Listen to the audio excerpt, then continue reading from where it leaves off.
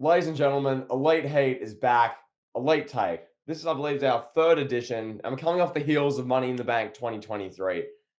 Plenty happened, and there was a holiday weekend mixed in there as well. So we figured we'd wait till after Raw, after a bunch of wrestlings happened during the week. We're coming at you hot and heavy for Elite Take. So Kevin, over to you, pal. How you doing?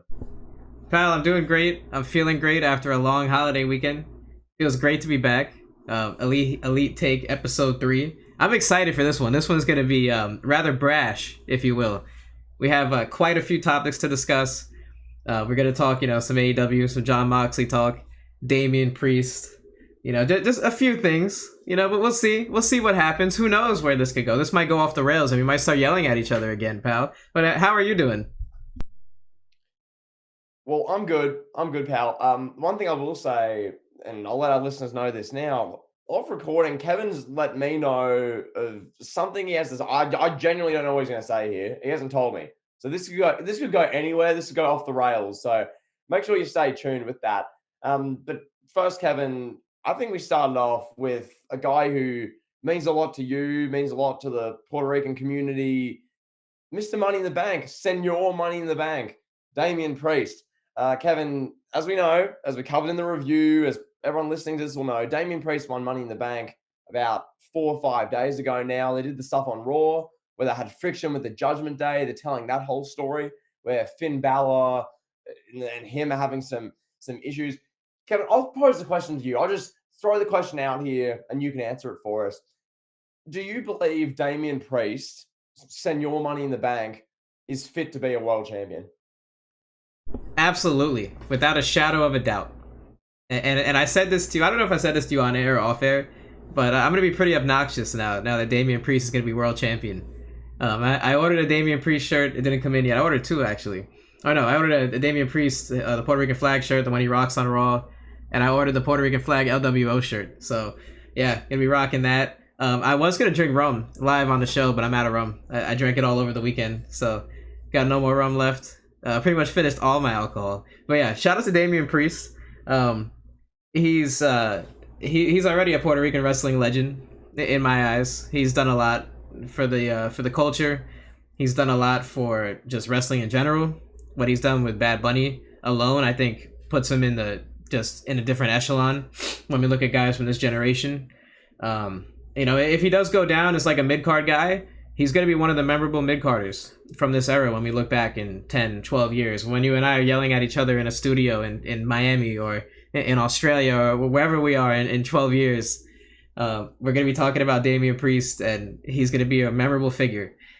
With that said, Damian Priest is absolutely 100% world champion material. Now, I'll say this. Just because everybody wanted LA Knight to win, and because some people saw Logan Paul as a guy that could win and main event, does not mean that Damian Priest is an unworthy or a not a good Money in the Bank winner. To say that, me personally, I think he's a better Money in the Bank winner than LA Knight. Like, if you look at LA Knight, you give him Money in the Bank, he's gonna come out, he's gonna say yeah, and then he's gonna cash in on Austin Theory and lose. Like what? Me, I don't see LA Knight as a main eventer. Like, I'm sorry, I don't see that. We can have that discussion at a later date. I don't see him as a top guy. I see Damian Priest as one. This is his window right now. He's like 40. It's time for WWE to cash in on him, literally and figuratively. Now, I don't know what's gonna happen. They're already teasing some Judgment Day stuff with him and Finn having little traction. I don't know what they're gonna do with that, but yeah, that's my answer in a nutshell. What do you think, pal? I'd agree. I'd say when it comes to a guy like Priest, he has all the sort of attributes of someone that I'd want to see in the main event. Is one, size. He looks like a legitimate main event guy, which is part of this. Which I'm gonna have to have a gripe on this. We've got Rollins, we've got Balor. That's been like the main event World Heavyweight Championship storyline on Raw for like 6 weeks now. I don't view that as a main event storyline. I'm watching that on screen with Seth Rollins. You got Fergal, who's 7 years into his career. I just, you show Priest more. I like the Priest is now like the main like integral focus of the storyline, and they had the whole thing on Raw where he's going to go to cash in. Dominic saying cash in, cash in. Fergal runs it. I like that they're having more Dominic and Damian Priest in here because Balor to me, he's like the kind of like the put over guy. He's the fall guy in the Judgment Day. He's the one who's going to try and accelerate these young stars. But when the show and Raw, a 3-hour show, is centered around Fergal and Rollins as it was for a few weeks leading up to Money in the Bank, my interest level is quite low because, you know, I respect Rollins 100%, but I'm not as big a fan of him as I know, say, some of our listeners are who just love him and think he's fantastic. I respect him, but I don't think he's incredibly entertaining at the moment. That's just me. But as far as this question goes, Kevin, is Priest fit to be world champion? Yes. I'm really interested to see when Priest becomes world champion, what they do with that, what that looks like. I really want to see that because we've seen Rollins as world champion. This is the 3rd time now. Balor, we better not see him as world champion. That's not best for business. A guy like Priest, that could be incredible, or at worst, it could be okay.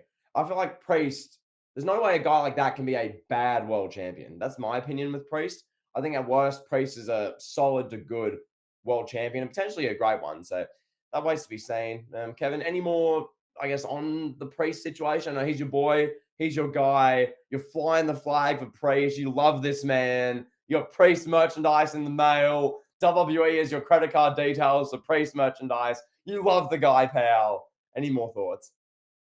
Well, here's the truth about what they're gonna do with Damian Priest as world champion. This is the cold hard facts. We're gonna get Damian Priest versus Bad Bunny for the world championship. That's definitely what's in the cards.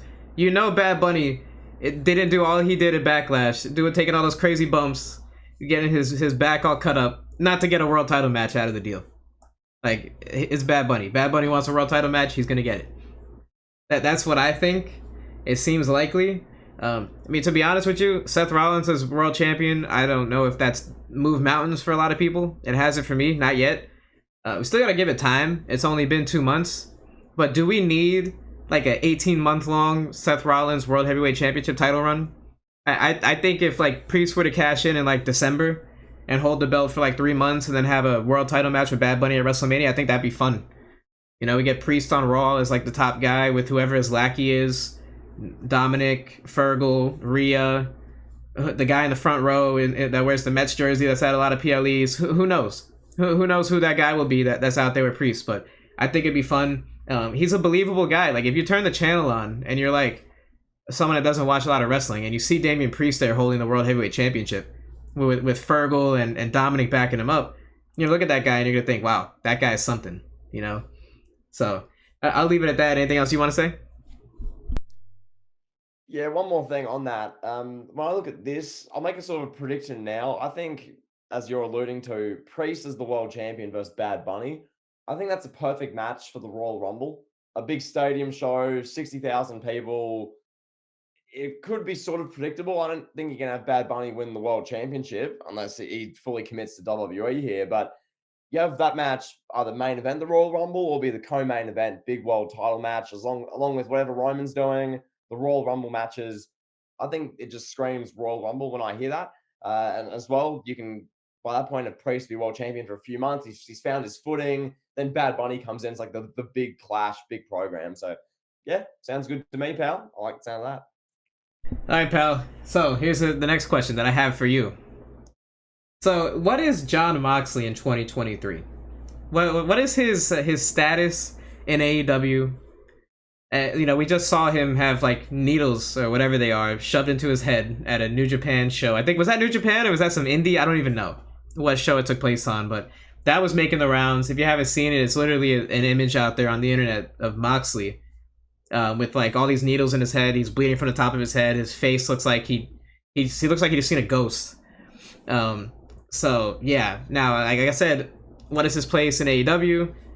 What is he in 2023? What would the reception be if Jon Moxley were to show up in WWE, hypothetically? I know that's unlikely to happen, but if he just showed up in WWE as Dean Ambrose, would people care? Would they remember? I mean, WWE, I think they have the ability personally to make anybody care about a guy like Dean Ambrose. They can show us video packages for like 6 weeks and show us all the highlights of Dean Ambrose. So what do you think, pal?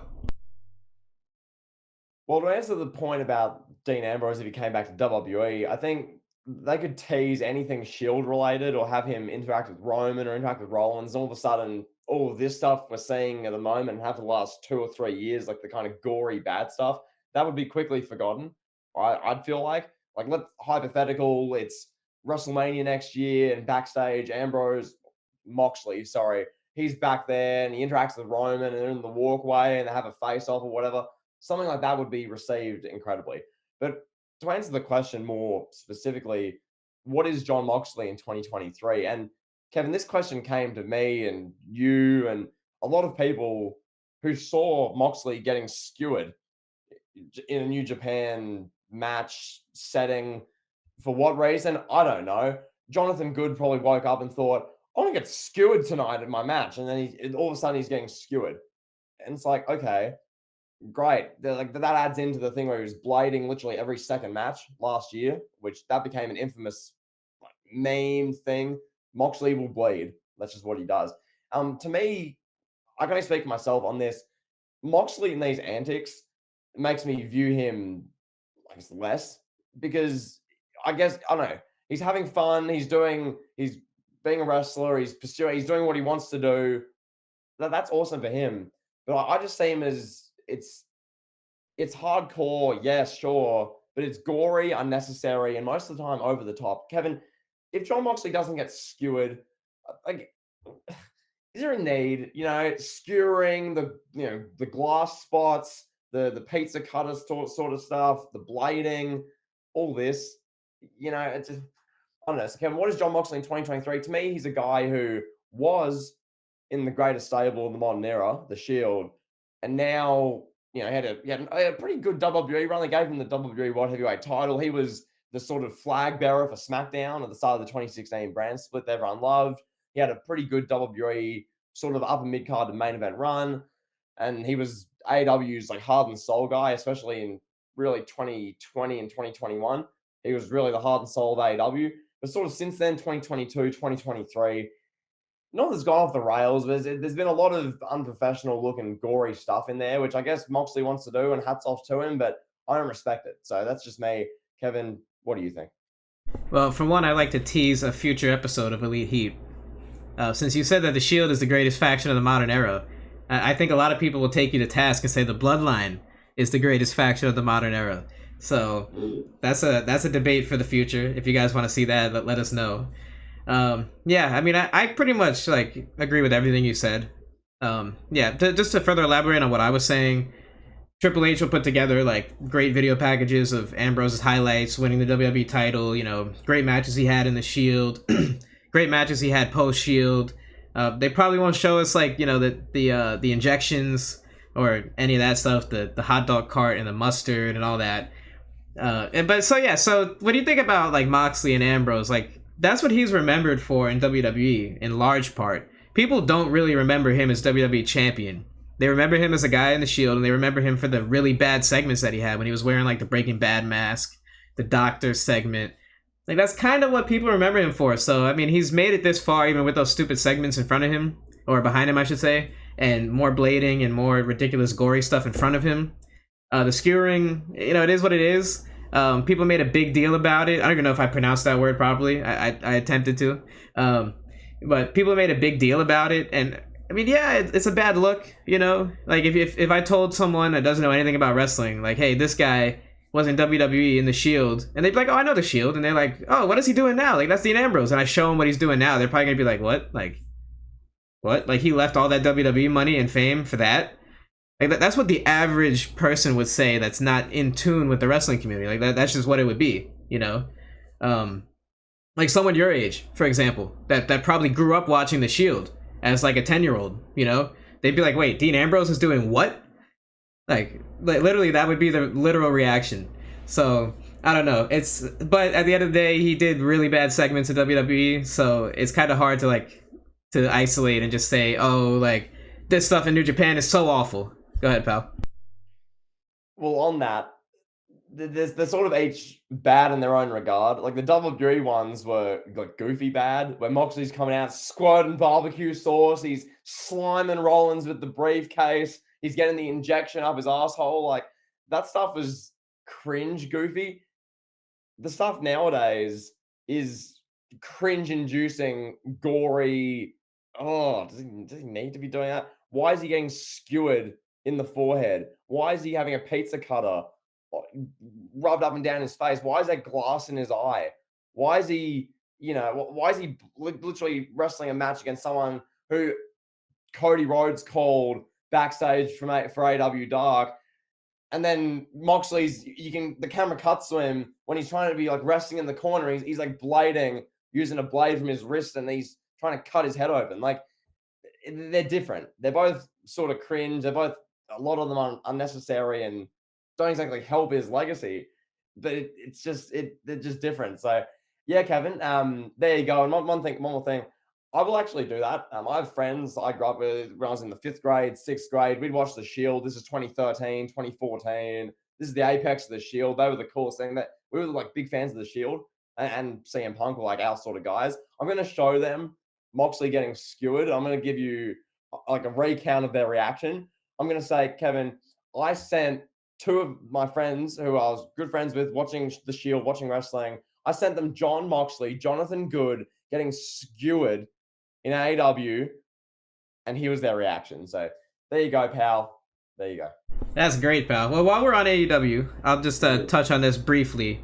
So AEW Collision, this past Saturday's edition of AEW Collision. I think that was the July 2nd or July 1st episode. So they did... July 1st. Yeah. July 1st. Right. Thank you for confirming that, pal. So they did a whopping 452,000 viewers live on TNT. I think Rampage actually got more viewers. I'm pretty sure the prior night's Rampage did like 500,000. Like I'm almost positive, pal. So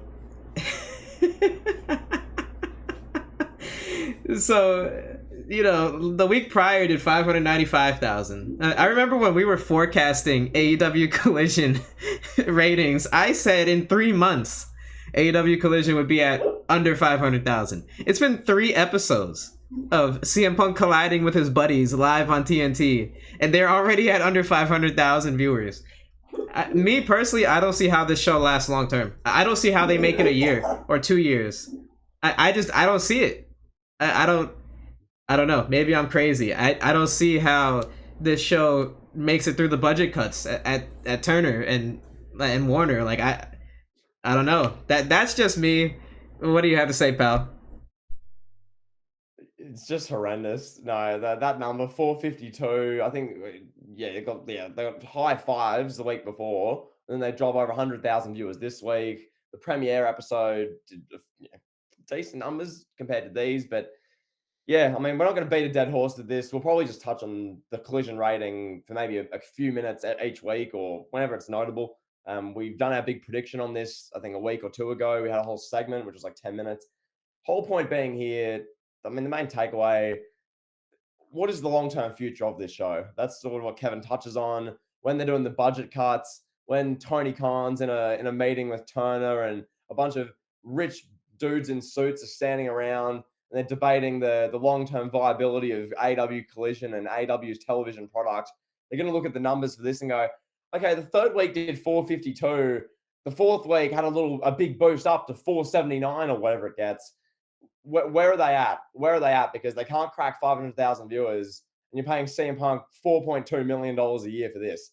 Like, what are we doing? What are we doing? So, yeah, it's watch this space, Kevin. It's sort of now the weekly thing where I lost interest with Dynamite ratings like 2-3 years ago. Once it was just 800,000 each week, I don't really care. 900,000. But this I find interesting because this is just, it's been 3 weeks, 4 weeks, 5 weeks. They can't crack 500,000 viewers. Ratings are in the doldrums. Rampage is beating it for viewership. Kevin, you had your gripes, you had your concerns when they announced a 2-hour Saturday night show. You were like, I get they have an audience for this product. I get it, but I just cannot see myself knuckling down on a Saturday night. Everyone's saying, Kevin, come out, social outing. Come on, Kevin, let's go hit the clubs. Let's go have a drink. Let's go to dinner. The family's calling. Come on, Kevin, let's go, let's go. You're like, no, screw you all. I'm watching CM Punk and his buddies in a tag match to this business. I love AEW. AEW, AEW. That's not you. That's not most people. And the ratings reflect it. So, Kevin, enough of that collision. As the ratings say, no one cares. Let's move on. Oh, pal. All right. I have just a great question for you. All right. So we saw the ending of Money in the Bank, right? We all saw it, right? Mm-hmm. So we got the crowning of the recrowning, I should say, of Jey Uso being dubbed Main Event Jey after he defeated his cousin Roman Reigns by pinfall. So what do you make of presumably Jey Uso? He's going to be named as Roman Reigns' opponent for SummerSlam 2023. What do you make of that?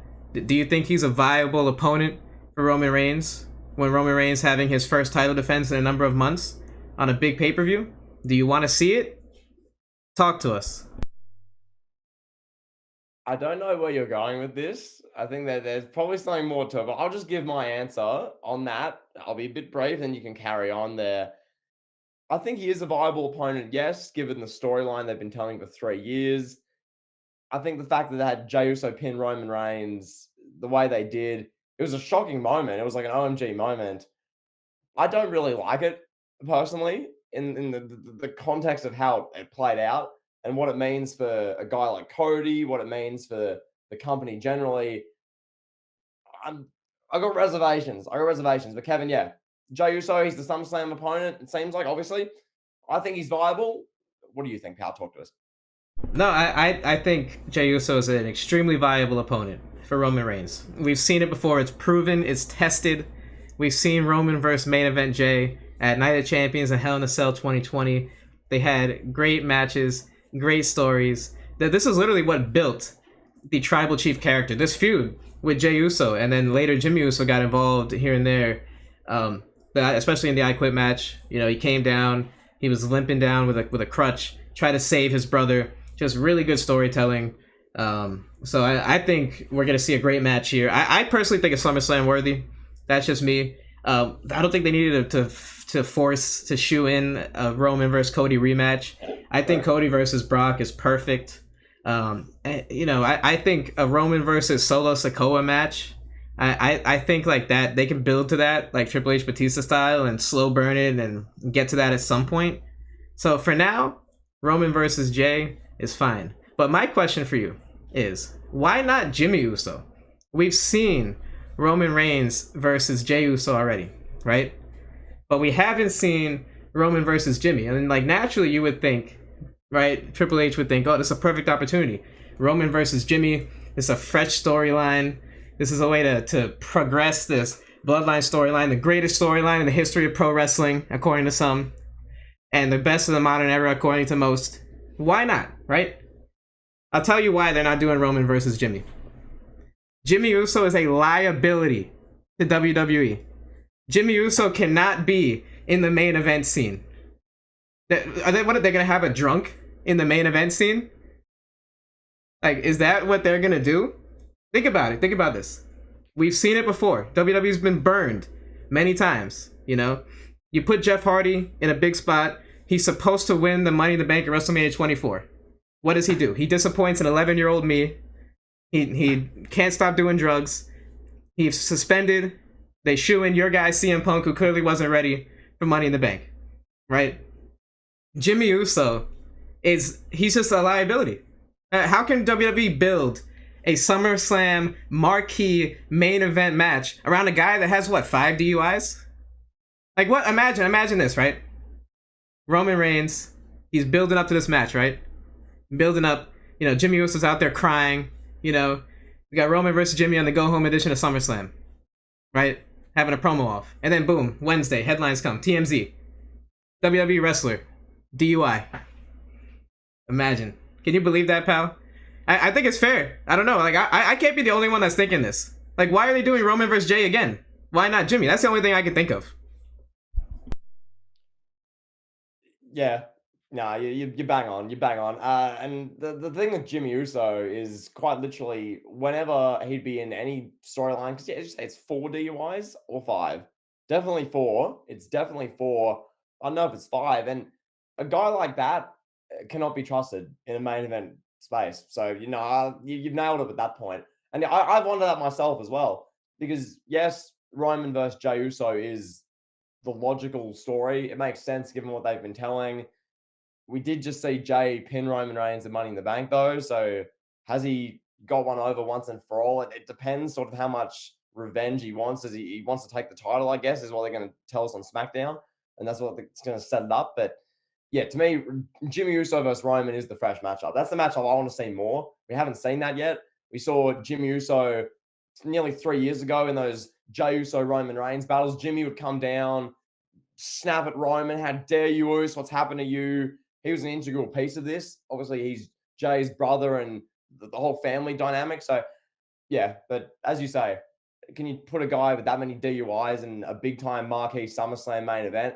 What's to say you won't get a DUI before the SummerSlam main event? Like, who knows? If you put him in a singles one-on-one match, it's one thing in a tag team because I guess he feels more accountable to his tag team partner, like with WrestleMania, that he wouldn't want to stuff that up. But when it's just him, I mean, who knows? So yeah. Yeah, I mean that would be something. But no, if I remember correctly, Jimmy was the one that super kicked Roman first, right? At the prior pay per view. I think so. Yeah, Jimmy's been a big part of the last like 2 months. He's been really amping up the story. Yeah. Yeah, so I don't know. I was thinking this, and I was like, wait, why are we getting Roman versus Jay again? And then I thought about it, and I was like, yeah, no, they can't put him in a big spot. They can't trust him. Is he WWE's biggest liability right now from that standpoint? Oh, that's a scorching one. Oh, because Jeff Hardy's in AEW, so it's not him. Uh Jimmy, I mean, given the DUI track record, he'd have to be up there. I mean, who else would we would be counting as a big liability in that regard? Like, who else just can't be trusted in a main event spot? Are we counting injuries as well? As in they get pushed and they get injured as well? Are we counting bad behavior off strike? I guess that's really the main thing. And I mean, Jimmy Uso's DUI history and his police record is more enough proof that you need, Kevin. Like, Yeah, I think that's pretty much fair. But yeah, pal. All right. So, anything else you want to say about this SummerSlam situation for the Tribal Chief, pal? I will say this, just one thing on Money in the Bank with Roman Reigns getting pinned. I want your thoughts on this. We'll just touch on this for a bit because this could turn into like an hour discussion. We're going to keep it a bit brief. Roman Reigns, the first time he's pinned in 3 and a bit years is very significant. And it really signals him exiting God mode, I guess, which is what they're trying to tell us. And I was listening back to a discussion we had a few months back regarding Roman Reigns and him as the top guy, him making his opponents feel like they're either on his level, like, Cena would, Triple H would, these sort of guys, even though they're going to win and they're the clear top guy, they'd make other guys seem like they're on their level. My point being here, Kevin, Roman Reigns getting pinned at Money in the Bank, it signals that God mode Roman Reigns who was up here, who just would not lose, that's done now. So Roman Reigns is back now, I guess, down to main event superstar who can lose a match, which is significant. And what the whole discussion was, I feel, for 3 years regarding who's going to dethrone God mode Roman Reigns, the answer is no one. The answer really is no one. No one's on that level, is what WWE told us by Jey Uso pinning him in just a tag team match. So basically, WWE's had 3 years of Roman Reigns. YouTubers like myself, Twitter, everyone watching WWE, who's going to beat Roman Reigns? Who's going to dethrone him from God mode? Who's going to pin him? Who's going to be the one take him out of this level? And the answer is no one. Now he's broken. He's now down to this level and he's beatable. So in my opinion, how I analyze this, if it's Cody Rhodes, if it's Solo Sikoa, who knows? If it's Bron Breakker, if it's Drew McIntyre, who the hell knows? Whoever beats Roman Reigns, you didn't beat God mode Roman up here. Who was a few rungs below. So yeah, that's my sort of takeaway, Kevin. I guess thoughts on that. Yeah, does that diminish at all the person who dethrones him? Any thoughts? No, I don't think. I wouldn't say diminishes the person who thrones him. I can't even talk. I wouldn't say diminishes the person that dethrones him. I just think that like you said, Roman is on that other level, and nobody else is on that level. And we really haven't seen that kind of booking in WWE. I mean, not even Hogan was booked that way. Ultimate Warrior was like a clear equal to Hulk Hogan. I mean, he was the only one, you know. Macho Man never really beat him clean that I remember. I'm pretty sure the only guy that Hogan dropped the belt to at his peak was Warrior. So, yeah, even like Hogan had somebody. This version of Roman Reigns doesn't have an equal. The closest guy to it was Cody, and he beat Cody. Granted, he did it with some help. Maybe this could set up a potential storyline where presumably Roman is going to go into WrestleMania 40 by himself. Maybe with Solo there, maybe. But he's probably not going to have the Usos or Sami Zayn or whoever, you know, in his corner. I can see that where they're like, where Cody's like, oh, it's got to be me one-on-one. No outside interference, nothing. And we get just Cody versus Roman. And I still think that would be just as, if not more significant. If Cody were to go in there and beat Roman clean, a Roman with no backup, no surprise interference, you know, no third cousin or fourth cousin or fifth cousin showing up in the front row with a hoodie on, attacking Cody during the match. Like, I think that would be just as big. Yeah, no, that's fair. That's fair. And that's seemingly what they're going to build towards, I guess. Some think it's going to be Sikoa against Roman. It's going to be the match they build to for WrestleMania. It feels sort of obvious that they're going to do this sort of slow burn to Cody Roman just one-on-one without any of the BS. Because, I mean, what WrestleMania 39 showed, in my interpretation of it, was Cody Rhodes could match God mode and was probably better on the night. But all the BS, the shenanigans, interference, Roman won, which was, you know, we've been there, done that. We've discussed that at length. And now I guess going into this next WrestleMania cycle, that's seeming like where they're going to go. I guess Cody will beat Brock at SummerSlam, you'd assume. Brock will put Cody over in whatever stipulation Cody's going to pull out of his ass. And now they're going to slowly burn towards that. I don't know. But Kevin, with that being said, unless there's anything you want to touch on with that, I want to move on to another guy who Roman Reigns had matches with, a guy who he was the top guy for a couple months in 2020. He's been the number 2 as Roman Reigns branded him in an infamous promo segment on SmackDown in November 2020. Drew McIntyre. Question being, he's now back. He had the big return. He's confronting Gunther. They're doing the SummerSlam match, which I think is fantastic. I love this as a SummerSlam IC title match. It's perfect. The question for you, Kevin, regarding Drew McIntyre, is Drew going to reclaim, or do you think, can you see Drew McIntyre reclaiming his spot as like a legit top guy or in the next year or so? Or is Drew McIntyre's place now really just upper mid-card, and we just have to accept that? Yeah, I think that's kind of what it is with McIntyre. I do think at some point he'll be like world champion or universal champion again. I don't know if that'll be in a year. I just don't see that in that the near future. I know that he was going to not leave, but he was unhappy with his position in WWE. He was unhappy with his contract. I assume that all got worked out. I mean, WWE clearly saw his value. And I mean, I really don't look at like a big time match and storyline with Gunther at SummerSlam. That's like a main event at this point with how important Gunther has been and how prestigious that Intercontinental title is felt with it around his waist. That almost feels more important than Seth Rollins versus Finn Balor for the World Heavyweight Championship, honestly. I mean, in some people's minds, it probably is. I think I'll say it is more important. It's going to be a more marquee match, a more must-see match already on paper. You know, we've seen Seth versus Finn, and yeah, we've seen Gunther and McIntyre interact. I don't remember if we've seen them one-on-one. We saw the triple threat match at WrestleMania this past year. But this match is probably going to be the best match of Gunther's Intercontinental title reign. It could be. You know, I don't want to hype it up too much and then it not live up to the hype. But on paper, it's going to be big. So I think that's a pretty big deal. Do I see McIntyre like dethroning Roman anytime soon? No. Do I see him dethroning Rollins? No. Maybe that's the next step, is a feud with Rollins. If Rollins is still World Heavyweight Champion post SummerSlam and going into the fall, I assume we'll get like maybe a 3-match series with McIntyre and Gunther, and then McIntyre could set his sights on the World Heavyweight Championship, or he could be the guy that dethrones Gunther and ends Gunther's Intercontinental title reign, and he begins an upper mid-card run with that Intercontinental title, and then Gunther graduates to the next step and goes after the World Championship or the Universal Championship. So I don't know. That's the way I see it. Yeah, I think either work. I think if you're gonna have, I'm looking at guys who can dethrone Gunther. Really, Drew at SummerSlam when he's like a white hot babyface is the option because what else are you gonna do? Like I know Drew isn't like a brand new superstar, but to build someone up to the level you need to dethrone Gunther with this IC title run, I don't see WWE doing that within the next year. So, yeah, a guy like Drew is the perfect one for that. I do see Drew versus Rollins happening on Raw, whether that's for the world title or not. I think that series you mentioned after SummerSlam makes sense.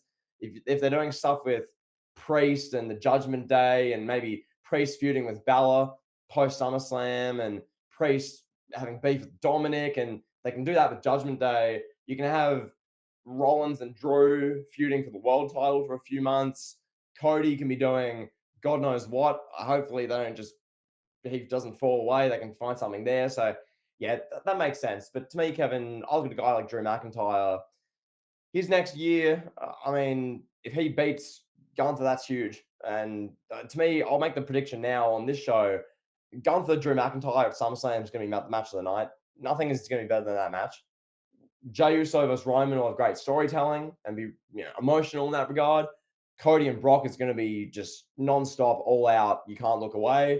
And there's going to be some other good stuff on the show. But that match, Drew McIntyre, Gunther, IC title, is going to be what WrestleMania was, or if it was just 20 minutes of just a war, just a brutal fight. So, yeah, can't wait for it. Drew McIntyre has my attention. Him on Raw, I think you can do Drew versus Priest in a program, Drew versus Rollins, Drew and Cody can be a storyline. There's plenty of opponents on Raw. Maybe Drew and Brock again if you want to go down that rabbit hole. I don't know. But yeah, there you go, Kevin. Can't wait for SummerSlam. Huge match. Yes, sir. Yes, sir. Well, anything else on McIntyre? What are you thinking? Well, Kevin, the one thing I will say on that, I think McIntyre, we've addressed it. I want to discuss one other thing. Now, watching Money in the Bank, Cena came out, did his segment, and what got me thinking, Kevin, so keep in mind, WrestleMania was 3 months ago, right? WrestleMania 39. We hadn't seen Cena since then. We see Cena, Money in the Bank, he comes out. We did the whole thing in the review about how it sounded like a Phil Brooks promo. It was a bit odd. Just him saying that the office is against you and, tell me I'm telling lies. UK deserves a WrestleMania, et cetera, et cetera. My point being here, 3 months ago, Theory beat this guy, Cena, who many would argue is the greatest of all time. Austin Theory, the guy who's currently the US champion and who has done literally nothing since then. Theory has had a feud with Lashley and Bronson Reed, which led to a backlash match. Theory has had a match, I think, for the US title against one of the Brawling Brutes guys. I think it was Holland or maybe I don't know. He's had a match on SmackDown for the US title in like May. And that's literally it.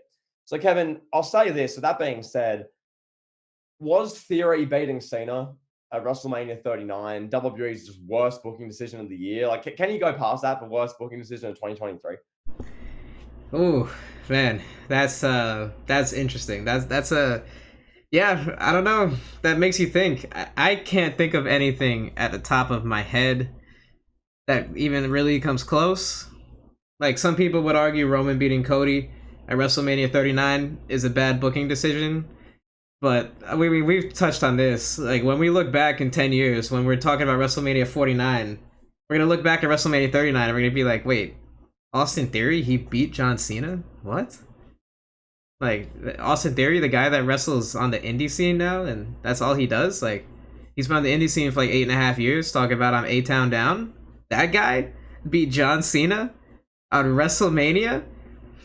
Could this be the downfall of the John Cena dynasty? I don't know. Stay tuned. Maybe we'll discuss that in a further episode of Elite Take. Who knows?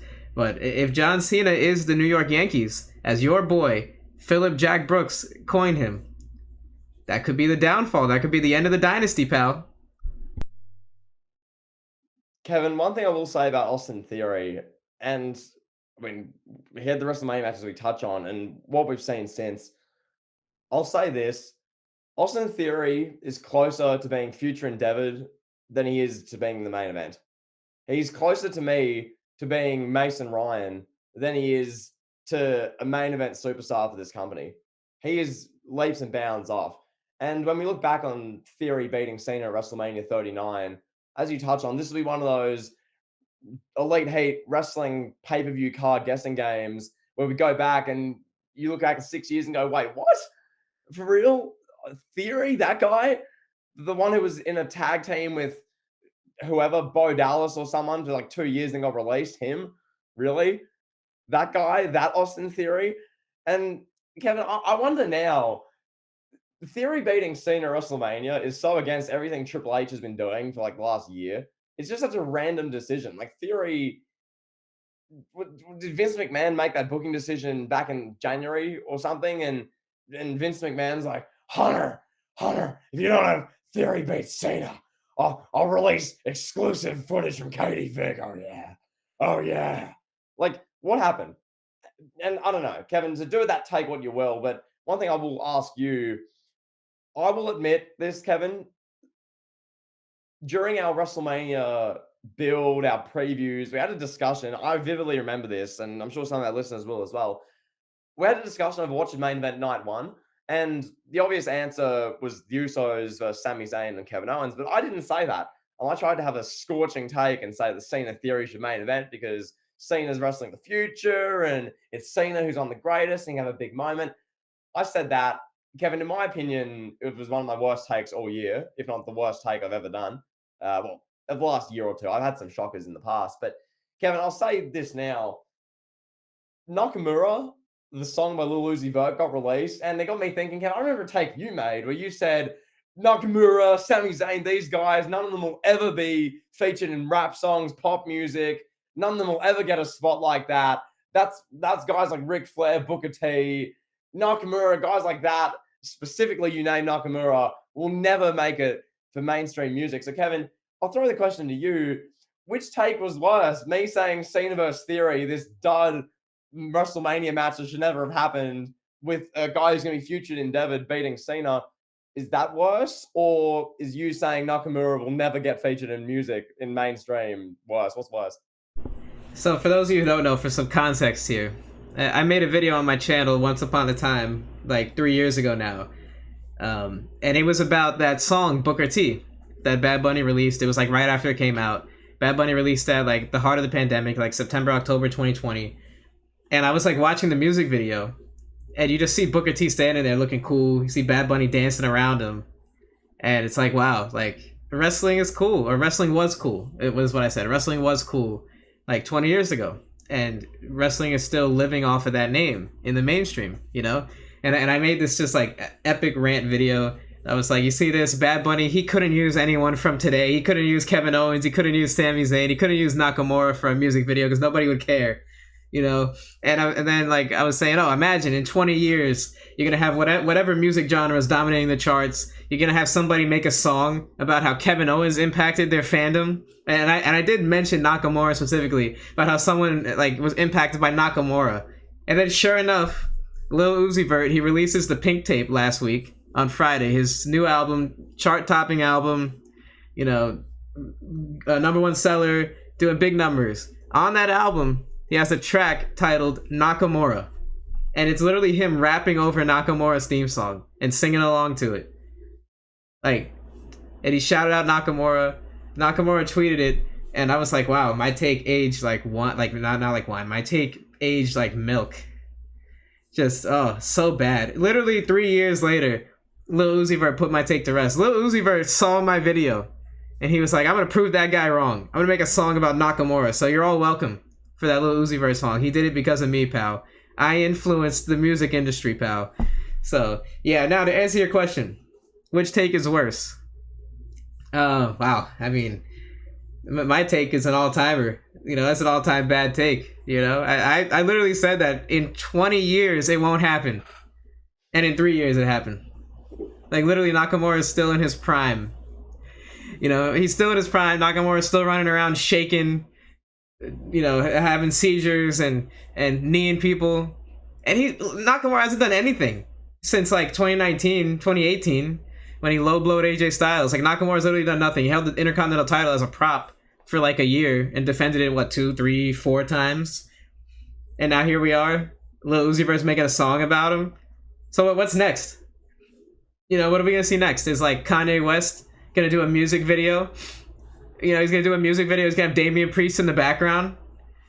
Damian Priest gonna be back there standing next to 5-Year Foreign and Kanye West, just like, yeah, I'm here, pal. Yeah, like who knows? I mean, Damian Priest, I could see him being in a Bad Bunny music video at some point, so that seems likely. But I guess gone are the days of like the music industry relying on the old stars, because we've heard Steve Austin, Jeff Hardy, Mick Foley, Undertaker, John Cena, all these guys have been mentioned in countless rap songs. They've had songs named after them, but Nakamura is really the first one that I can think of the new crop that's made it to the mainstream. So yeah, I think my take is worse than yours. Yes, your take was terrible, horrendous. There's no way that imagine if they had main evented that show with John Cena and Austin Theory. Just imagine that. If you had Kevin Owens and Sami Zayn winning the tag titles opening the show, and then you get Big Match John strutting out for a 12-minute match that was supposed to be 22 minutes, but he cut it down 10 minutes because he didn't think Austin Theory had what it takes to make it as a main event star. Like you get a random pinfall. Austin Theory's like, yeah, A-Town down, and John Cena's just like, salute. And that's how the show goes off the air, with Corey Graves having like a meltdown about how great John Cena is. So they're both terrible takes, but I think mine takes the cake. Yeah, no, I agree with you. I think there's some of our worst stuff, because doing what we do, you do make some grand predictions and big statements, and sometimes you look like a genius. And we've both had. I know I could list a few you've had this year specifically, where it's just like, oh, you called that, or oh, that was a good take. Then there's ones like this where it's like, yeah, I know, I understand what I was thinking at the time I said it, but like you look back now when everything's played out and you think, oh my god, thankfully WWE didn't listen to me there. Oh my, that would have been a disaster. So there you go. So Kevin, with that being said, unless there's anything more you want to touch on with, theory, saying anything like that, I've got a fun question for you before we round this show out. So Kevin, what I'll ask you, I was thinking about this the other day, just like a fun question. This isn't like totally to do with current wrestling. This can be all time, any era, dead or alive. I'll ask you, let's say you're out at dinner. It's a Sunday night. You've said, I'm not watching Collision. I'm not watching that. I'm going out on a Sunday night. I'm going to have dinner with one wrestler. Okay? You got one wrestler. This can be someone either you look up to, it can be someone you find just interesting, like just a big, large in life personality. It can be one of the female superstars, pal. Who knows? Who knows? So, Kevin, that being said, I ask you, which one wrestler, dead or alive, would you go out to dinner with? Well, you already know my answer. I don't even think I have to say my answer. Everybody listening knows what I'm going to say. It would be the late, great... Yeah. It would be the late, great Eddie Guerrero. That'd be the one guy I would have dinner with. And I would just ask him like a million questions, just like what it was like just on the road in New Japan and in ECW and WCW, what Eric Bischoff was like, or what it was like dealing with the politics of Hulk Hogan and Kevin Nash and that whole environment, like, just everything. Like I'd ask him about like his family trials, and I would just want to know everything about Eddie Guerrero's life. I want to hear his life story, and just have a conversation with him. I'm sure he was a cool guy, have a Corona with him or whatever, and just talk life, I think that would be, that'd be a dream, If I were to pick like a wrestler that's alive, it would be Undertaker, for sure. Undertaker would be that guy.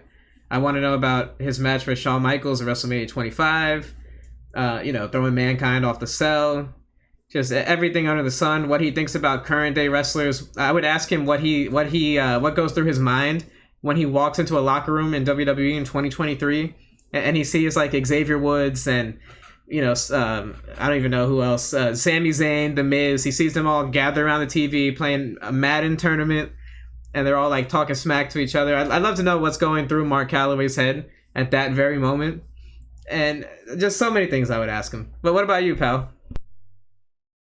Well, pal, I could not narrow this down to one. There's just so many. I've got four, and all for different reasons. The first of which, this one's a bit, sort of cheating, but it's just funny. Vince McMahon, Vincent Kennedy McMahon. I think just sitting with him, off the script, no cameras, no PR, just hearing him shoot on what he thinks about wrestlers. Just Vince. just sitting with Vince having dinner for like 2 hours. That'd be the coolest experience, I think. So there's Vince McMahon. That'd just be great. Then Cena. I think sitting with John Cena having dinner with him for like an hour, 2 hours, it'd be super valuable. He's just such like a intelligent, motivational, and inspiring person. So there's that answer. Then on the contrary, Phil Brooks. I think seeing a CM Punk for 2 hours, just getting like hearing exclusive, hearing details, no holds barred, ruthless, uncut, uncensored. Phil Brooks. He's just going off on everything and everyone. I think that'd be great. And lastly would be Trish Stratus. I'll let you put the dots together with that one. And yeah, there you go, pal. So that's my 4 answers. I couldn't narrow it down to one. So there you go. God. Can you tell the listeners why you chose Trish Stratus? And you said it was obvious, but I can't put it together. I mean, would you want to ask her about like her warm-ups in the performance center, like the truth, the facts behind her in-ring work? What is it specifically, pal? Break it down for us. Analytical style. You're an analyst on ESPN Plus, breaking down footage of the NFL. You're Peyton Manning breaking down Andrew Luck as a quarterback. Give us an analytical breakdown of why you chose Trish Stratus, pal. Yeah, now that ESPN fired Jalen Rose and Max Kellerman, they're going to bring us in, I guess, because we're cheaper. No, I don't know. Kevin, I look at someone, a wrestler like Trish Stratus. I want to sit down and just discuss the Trish bell-to-bell psychology, how she crafts five-star Tokyo Dome classics, what makes her in-ring style so special and so specific for her, how she works with opponents, how she executes submission moves on opponents and really works the grapple game to make matches as good as they can be. So there's that. But Kevin, more specifically speaking, it would be a respectful conversation with Trish, just getting to know the great Trish Stratus, seeing how things go, see if there's a connection there. You never know. So there you go. Interesting. I love it, pal. Well, I guess we're done with this portion of the episode. Are you ready for the Around the World? Are you ready, pal? What do you want to talk about? Kick it off. Ooh, this week. Well, Kevin, actually, what I want to ask you about, because you, as you were saying, it was the Independence Day holiday, the weekend. I want to ask you because obviously I'm not from that part of the world. I'm from the other side of the world. I guess for you, your guys local community, what does that sort of celebration look like? What does that weekend look like generally for you and the people you know? Well, for me, in South Florida, it's like every other weekend. It's there is an influence. There's definitely a culture behind it. Everybody puts their American flags out. They put their American flag shirts on. A lot of independence and pride talk. That's definitely big here in Florida. It's a big red state, so yeah, that happens a lot. But I mean, it's really just an excuse for everybody to get drunk and have a barbecue and go to the pool, go to the beach. But being in South Florida, that's like every weekend. Like I said, every weekend is beach, pool, party, going clubbing, whatever. So it's no different than what we do here on a regular basis. There's just a reason behind it now, yeah. So I had a pretty crazy weekend. Can't go into too many details on that. But I can tell you this is a fun story. So,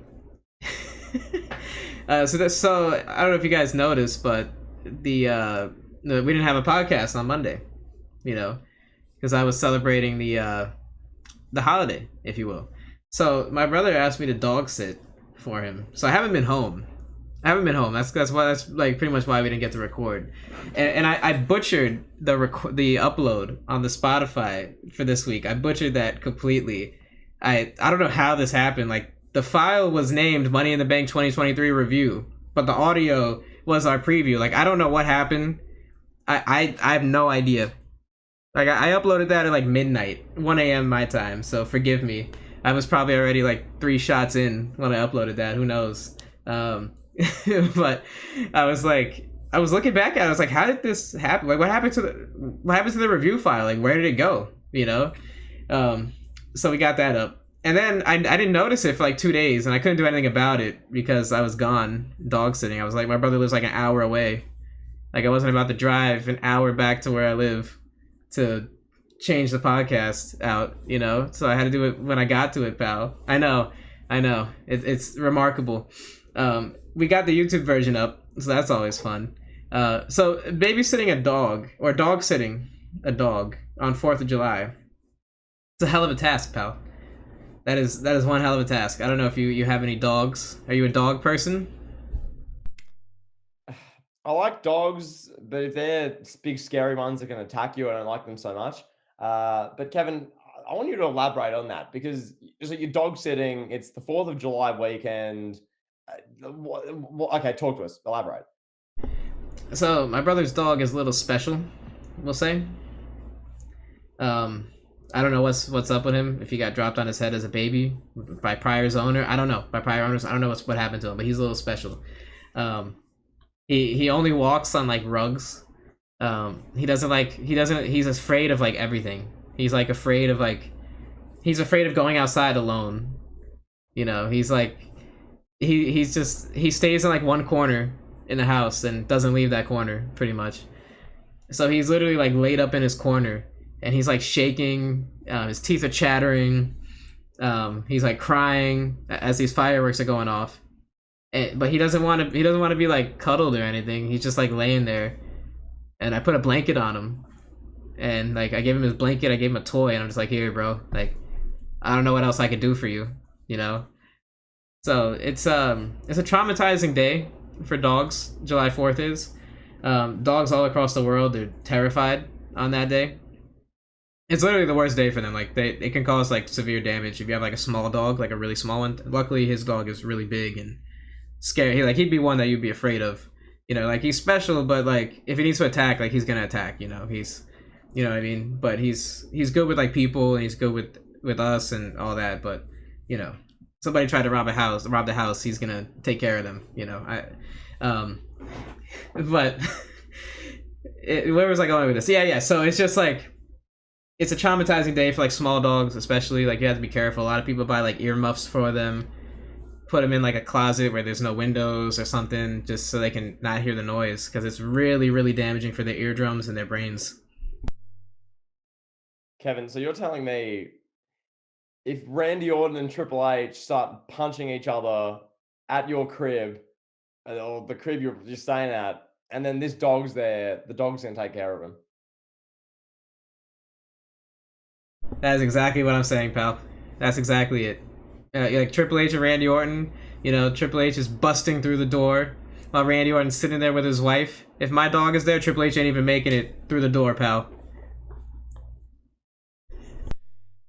Kevin, I want to ask you on this, and I don't know if you had any other plans where this segment you wanted to go, but I also want to discuss now they're on this topic with, dogs and pets generally. Are you much of a pet person? Like, are you someone who, has animals, has multiple animals? You've always grown up with a pet, or are you someone who's not so much? Talk to that. So I have one dog. I have one dog. Had her for a long time, for like 9 years. I'm not too much of an animal person myself. I like a dog, maybe like a turtle or something, or like a bird, maybe. But I'm not too much of an animal person. So when I was with my ex, she was a big animal person, so I kind of had I pretty much adopted her dogs. She had 2 dogs, 2 turtles, a bird, something else. I forgot what it was. I can't remember now. She had something else, like when I first met her, but it died. So yeah, that wasn't too fun for me. I didn't we had a lot of dogs, 3 dogs, 2 turtles. It's a lot. So I wasn't too fond of that, but you grow to love them at some point, but I'm good with just one dog. Like, that's all I need, just one. Keep it simple, 1 dog, maybe 2, but taking care of animals, it's like another job, especially like animals like turtles. They don't do anything, they just sit in the water, but you gotta change the water out. You gotta take them out of their tank and brush them and clean them, and you gotta remember to feed them. They're not in your face like a dog. Like a dog is in your face barking and when they want food. Turtles just gonna be there swimming, and if you don't remember, you could forget to feed them for 2-3 days, or like fish. Classic story where like people. Did you ever have like a goldfish and you forgot to feed it and it died? Yes, yes, I'm in that boat. I've done that before when I was little. So rest in peace, Dave, the fish I had. It was nice while you were here, but rest easy, pal. But yeah, I guess my answer for that. No, I'm not the biggest like animal person, as you say. It does morph into at times like a literal job. I mean, obviously you have your really wholesome moments with your animal, or you've had a long day at work, you got your little pet there, and it's like it's the wholesome, it's the really good side of it. Then there's the whole thing of cleaning up all the letters, we'll say, from the animal. There's taking care of it. There's making sure if it goes outside and licks poison, then you take it to the vet and you have to deal with that. There's all the other stuff to it. So in that regard, yeah, it's a no from me. I am more of a dog person than a cat person, though. I just think I remember I saw one TikTok or something on this, which was funny. It was like just ranting about cats. It's like, what do cats bring to it? Cats just sit there and stare at you. At least dogs will protect you. It's like, yeah, not wrong. But nah, pal. So that's my stance. Back to you. Yeah, I mean, when it comes to animals, I don't know. We want to talk about anything else, or do you want to keep going about animals? I mean, did you have something else to talk about? Because like I had a clean slate for this. I just wrote down our run sheet around the world, and we sort of just free ball from there. Because otherwise, Kevin, I mean, I could bore people with me ranting about NBA free agency and how much money these players are making to do not much, but I don't think people really care to hear that. So, No, I don't think so. I mean, yeah. I don't know. Like, I love my dog. Like, I'll be sad when she goes. Um, I don't know if I want another one though. I don't know. Yeah, they're expensive too. How old's your dog? Like, are we talking like She's 9. She's about to be 10 in a few months. So hopefully she's got a few more years. No, one can only hope, right? 3, 4, 5 more years, hopefully. But who knows? I had another dog too, like my whole childhood. Throughout my whole childhood, I should say. I had like a German Shepherd mix. That dog was crazy. She was racist too. I don't know where she got that from. It was like naturally in her. She didn't like dark people. I know. I know. It was so weird. sorry, I'm so happy you've mentioned this. Sorry, you owned a dog that was racist. Oh, this is gold. Carry on. I want either a story or just a general example or something to talk to us. Yeah, I don't know. Like I said, I don't know where this came from because we got her as a puppy, and um, my family's not white. You know, we're Spanish. You know what I mean? So in Puerto Rico, there's a lot of dark people. So like, I have family that are like pretty dark. You know, and they would come over, and my dog would like freak out. You know, like freak out, like hair standing up. And she was a German Shepherd, like a police dog. Is what she looked like, a police dog, like those canine, like those police canines. So she was not one to mess with. You know, her hair would stand up, her hair and her tail would stand up. She'd bring her teeth out. She'd snarl, and we didn't realize like what the problem was at first. Like at first, we thought it was men. We thought she didn't like men because she would never do that to women. You know, it was only men. But then, like, I'd have some friends that are more fairer skinned that she was okay with. But then if we had a friend or a family member that was a little bit darker skinned, she would freak out. You know, and it was like it was weird. I have no idea how she got like that. I've heard this before. Like I've seen it on TikTok. I've seen it on social media. I've seen it on the internet that dogs can be racist. I don't know what it is, but I had like one of my best friends is black, and he was like a great guy, and she loved him. That was the only black person that this dog liked. There was nobody else that was of darker skin. My uncles, cousins, aunts that were dark skinned, she didn't like them.